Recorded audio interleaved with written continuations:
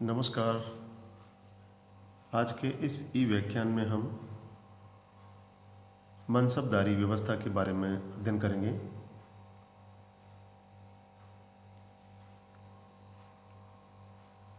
मुगलों की सैनिक व्यवस्था की प्रमुख विशेषता मनसबदारी व्यवस्था थी। मनसबदारी व्यवस्था की प्रेरणा खलीफा अब्बास सईद द्वारा आरंभ की गई तथा चंगेज खान एवं तैमूर द्वारा अपनाई गई व्यवस्था से प्राप्त की थी। मुगल बादशाहों में से अकबर ने इसे अपने शासनकाल के 11वें वर्ष में आरंभ किया था। अन्य मुगल बादशाहों ने थोड़े बहुत परिवर्तनों के साथ इसे स्थापित रखा। उत्तरकालीन मुगल बादशाहों के समय में यह निष्प्राण हो गई थी। अकबर द्वारा आरंभ की गई मनसबदारी व्यवस्था पूर्णतया नवीन नहीं मानी जा सकती, यद्यपि उसने उसे उचित संगठन प्रदान किया और अपनी आवश्यकताओं के अनुकूल बनाया। संभवतया अकबर ने इसकी प्रेरणा खलीफा अब्बास सईद द्वारा आरंभ की गई और चंगेज खान तथा तैमूर द्वारा स्वीकार की गई सैनिक व्यवस्था से प्राप्त की थी। दिल्ली सल्तनत के शासकों ने भी इस व्यवस्था को किसी न किसी रूप में अपना रखा था। बलबन के समय में भी इसी प्रकार की व्यवस्था थी और शेर शाह तथा इस्लाम शाह ने भी इसी आधार पर अपनी सेनाओं का संगठन किया था। इस प्रकार मनसबदारी व्यवस्था, जिसका मुख्य आधार दशमलव प्रणाली के आधार पर अधिकारियों के पदों का विभाजन करना था, भारत के लिए नवीन न थी, परंतु अकबर ने इसे अपने तरीके से श्रेष्ठ बनाया था। साधारणतया मनसब का अर्थ पद से था। विभिन्न अंकों की संख्या जो 10 से विभाजित हो जाती थी, उनको अधिकारियों के पदों को निश्चित करने के लिए प्रयोग में लाई गई थी। छोटी संख्या का अधिकारी छोटे पद का होता था और बड़ी संख्या का अधिकारी बड़े पद का होता था। इसका प्रयोग अधिकारियों के वेतन और भत्तों को निश्चित करने के लिए भी किया जाता था। अकबर ने अपने आरंभिक काल के समय में 10 से लेकर 10,000 और बाद में 12,000 की संख्या तक के मनसब दिए थे। जब सबसे बड़ा मनसब 10,000 का था, तब 5,000 से ऊपर की संख्या का मनसब केवल शहजादों को दिया गया, परंतु जब सबसे बड़ा मनसब 12,000 की संख्या का हो गया, तब सरदारों को 7,000 तक के मनसब दिए गए और ऊपर के मनसब शहजादों के लिए सुरक्षित रखे गए। जहांगीर और शाहजहां ने सरदारों को 8,000 तक के मनसब और शहजादों को 40,000 तक के मनसब दिए थे। उत्तरकालीन मुगल सम्राटों के समय में 50,000 तक की संख्या में दिए गए मनसबों का उल्लेख मिलता है। 500 से नीचे के मनसबदार ही कहलाते थे। 500 से 2,500 तक के मनसबदारों को अमीर पुकारा जाता था और 2,500 से ऊपर के मनसबदारों को अमीरे आजम कहा जाता था। सैनिक अधिकारियों में सर्वाधिक प्रतिष्ठा का पद खाने जमा और उसके पश्चात खाने खाना का था। यह पद एक समय में एक ही व्यक्ति को दिए जाते थे। काजियों और सदरों को इस व्यवस्था में सम्मिलित नहीं किया गया था। मनसबदारों को अपने मनसब की संख्या के बराबर की संख्या में सैनिक रखने के लिए बाध्य नहीं किया जाता था, जैसा कि कुछ इतिहासकारों ने लिखा है। वह उस संख्या से कम संख्या में ही सैनिक रखते थे। बादशाहनामा में यह उल्लेख मिलता है कि शाहजहां ने आदेश दिए थे कि जिन मनसबदारों को अपनी नियुक्ति के स्थान पर ही जागीर मिली हुई थी वह अपनी जात के मनसब की संख्या का 1/2 भाग जिनको अपनी नियुक्ति के स्थान से बाहर के सूबे में जागीर मिली हुई थी वह अपने जात के मनसब की संख्या का 1/4 भाग और जिनको भारत से बाहर भेजा गया था वह अपने जात के मनसब की संख्या का 1/5 भाग सैनिक के रूप में अपने यहाँ रखेंगे। इस प्रकार का उल्लेख मिलता है पादशाहनामा में, जिसमें शाहजहां ने इस प्रकार का आदेश दिया था। मनसबदारों के कार्य उनके मनसब की संख्या और श्रेष्ठता से निश्चित नहीं होते थे।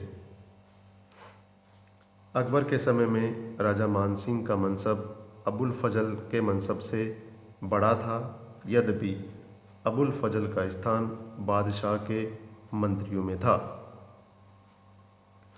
इस प्रकार बादशाह किसी भी मनसबदार को किसी भी कार्य के लिए नियुक्त कर सकता था। मनसबदारों की नियुक्ति और पदोन्नति का भी कोई निश्चित नियम नहीं था। बादशाह स्वेच्छा से किसी व्यक्ति को कोई भी मनसब प्रदान कर सकता था। मनसबदारों को नगद वेतन दिया जाता था और उन्हें यदि जागीर भी दी गई थी तब उनकी जागीरों से लगान वसूल करने का अधिकार केंद्रीय अधिकारियों को था।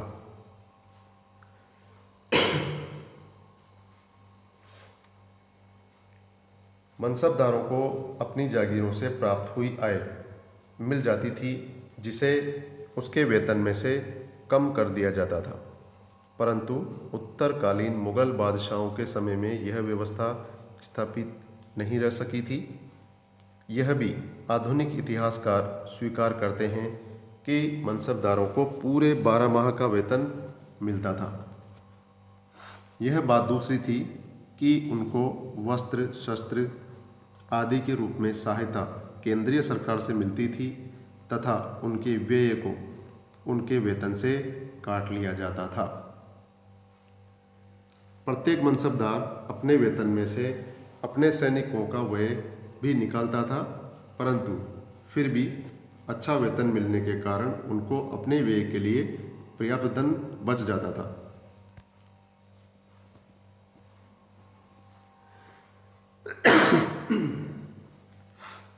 अकबर ने अपने अंतिम वर्षों में मनसबदारी व्यवस्था में जात और सवार के पदों को आरंभ किया था। प्रत्येक मनसबदार को एक साथ जात और सवार के पद प्रदान किए गए।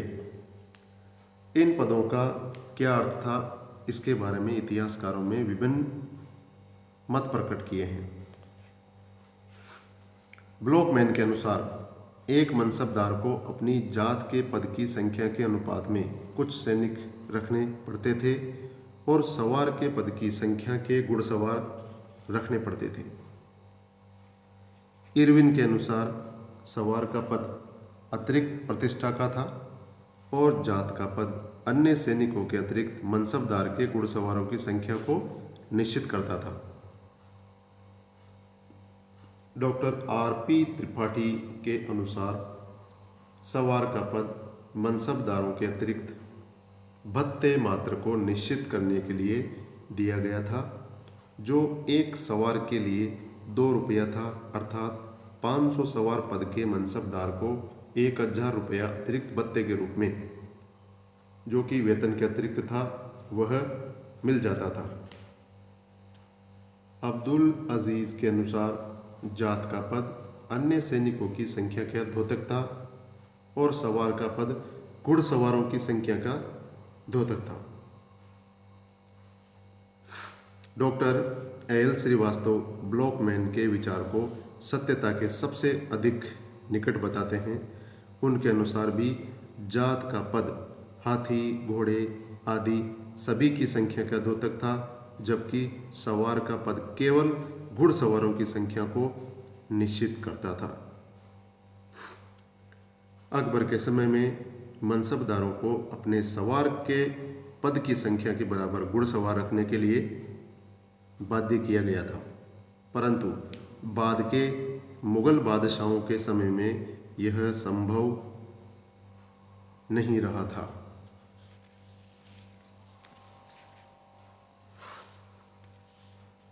जात और सवार के पद को आरंभ करने के साथ साथ अकबर ने अपने 5000 और उससे कम संख्या के मनसबदारों की श्रेणियों में से प्रत्येक श्रेणी को 3 भागों में बांट दिया, जिससे 5000 तक की श्रेणी के विभिन्न मनसबदारों की 3 श्रेणियां हो गई थी। यदि एक मनसबदार को समान संख्या का सवार और जात का पद दिया जाता था तो वह अपनी श्रेणी के मनसबदारों में प्रथम श्रेणी का मनसबदार माना जाता था। जैसे यदि एक मनसबदार को 5000 जात और 5000 सवार का पद प्राप्त होता था तो वह पंचहजारी मनसबदारों में प्रथम श्रेणी का मनसबदार माना जाता था। यदि एक मनसबदार को सवार का पद अपने जात के पद से कम संख्या का परंतु आधे से कम नहीं यदि वह प्राप्त होता था तो वह अपनी श्रेणी के मनसबदारों में द्वितीय श्रेणी का माना जाता था। जैसे कि यदि एक मनसबदार को 5000 जात और 2500 सवार का पद प्राप्त होता था तो वह पंचहजारी मनसबदारों में द्वितीय श्रेणी का माना जाता था। यदि एक मनसबदार को सवार का पद अपने जात के पद की संख्या के आधे से कम का प्राप्त होता था तो वह अपनी श्रेणी के मनसबदारों में तृतीय श्रेणी का माना जाता था। जैसे यदि एक मनसबदार को 5000 जात और 2000 सवार का पद प्राप्त था तो वह पंचहजारी मनसबदारों में तृतीय श्रेणी का मनसबदार होता था। तो इस प्रकार से यह 3 प्रकार की श्रेणियां अकबर के द्वारा निर्धारित की गई थी।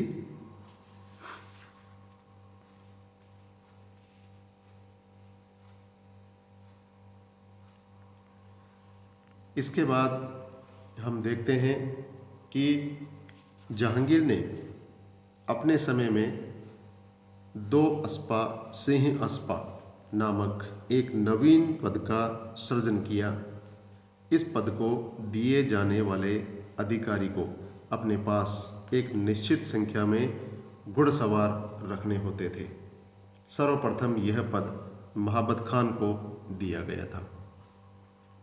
अकबर ने अपने समय में सैनिकों की हुलिया लिखे जाने तथा घोड़े एवं हाथियों को दागने की प्रथा को भी आरंभ किया था।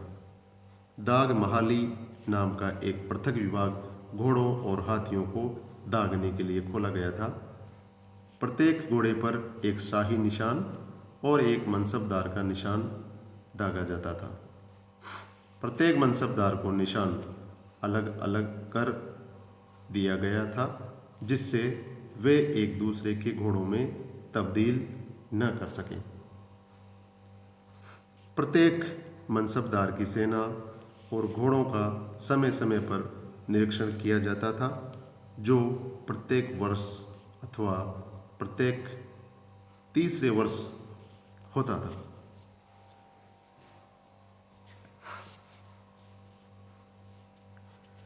मुगलों की सैनिक व्यवस्था की एक मुख्य विशेषता कैंप की व्यवस्था थी। मुगल कैंप बहुत विशाल होते थे मुख्यतया, जबकि मुगल बादशाह भी सेना के साथ जाया करता था। यह 5 मील से लेकर 20 मील तक के दायरे में फैला हुआ होता था और एक संपूर्ण शहर के समान होता था। उसमें 1 अथवा 2 लाख व्यक्तियों के ठहरने की व्यवस्था की जाती थी और फिर भी वहाँ पूर्ण व्यवस्था और शांति रहती थी। उसकी सबसे बड़ी विशेषता यह थी कि उसे केवल 4 घंटों में ही लगा दिया जाता था। तो इतने कम समय में इतने विशाल कैंप की व्यवस्था उस समय में कर ली जाती थी।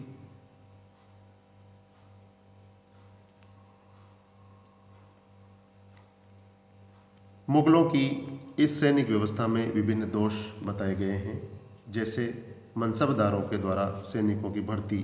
प्रत्येक मनसबदारों द्वारा अपनी जाति अथवा कबीले के आधार पर सैनिकों की भर्ती करना, मनसबदारों के सैनिकों का वेतन मनसबदारों के द्वारा दिया जाना आदि ऐसे कारण थे जिनसे सैनिक अपने मनसबदारों के अधिक निकट थे और उन्हीं के प्रति वफादार होते थे।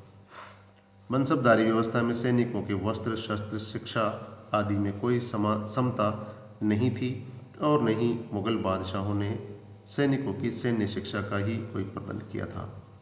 सैनिकों ने अपने युद्ध कौशल को जानने और बढ़ाने की आशा स्वयं के प्रयत्नों द्वारा की जाती थी। मुगलों ने पैदल सैनिकों पर भी अधिक बल नहीं दिया। इसी प्रकार मुगलों की नौसेना थी ही नहीं और उनका तोपखाना भी समय के अनुसार प्रगति नहीं कर सका था। कंधार को जीतने के प्रयत्नों का निरंतर विफल होना इस बात का प्रमाण था।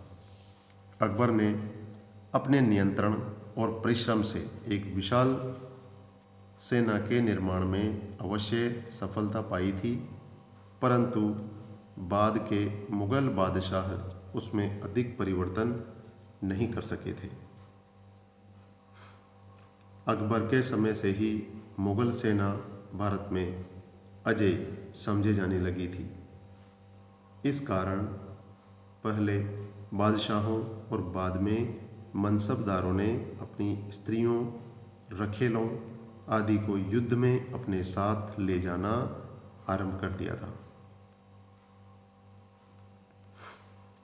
मुगल कैंप में बहुत बड़ी संख्या में वेश्याएं और दास-दासियां भी जाने लगी। इन कारणों से मुगल सेना का चारित्रिक पतन हुआ, उसकी गतिशीलता नष्ट हो गई और स्त्रियां, दास-दासियां आदि युद्ध के अवसर पर अतिरिक्त भार बन गए। उत्तरकालीन मुगल बादशाहों के समय में इसके भयंकर दुष्परिणाम हुए, जिसके कारण मुगल बादशाह आंतरिक शांति स्थापित रखने और विदेशी आक्रमणकारियों का मुकाबला करने में सर्वथा असफल रहे।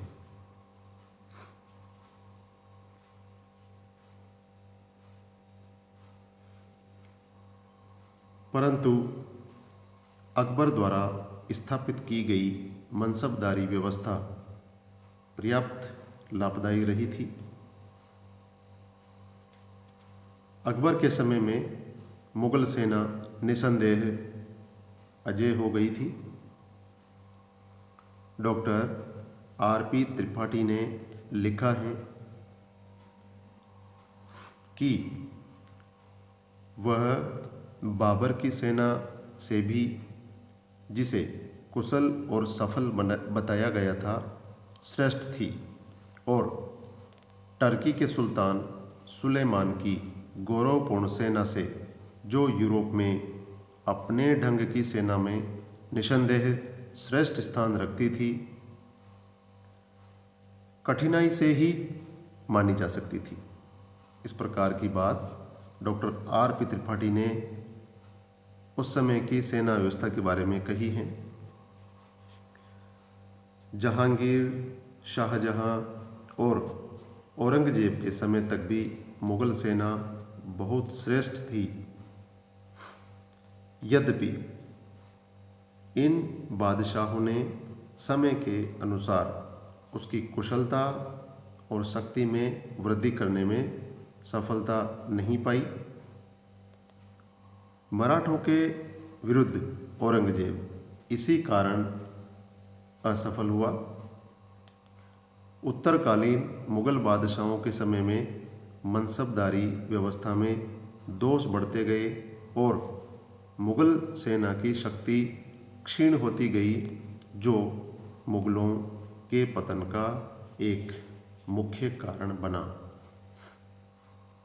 तो इस प्रकार से हमने देखा आज के इस व्याख्यान में मनसबदारी प्रथा, जो कि मजबूती से मुग़ल बादशाह अकबर के द्वारा अपने शासन के 11वें वर्ष में प्रारंभ की गई थी।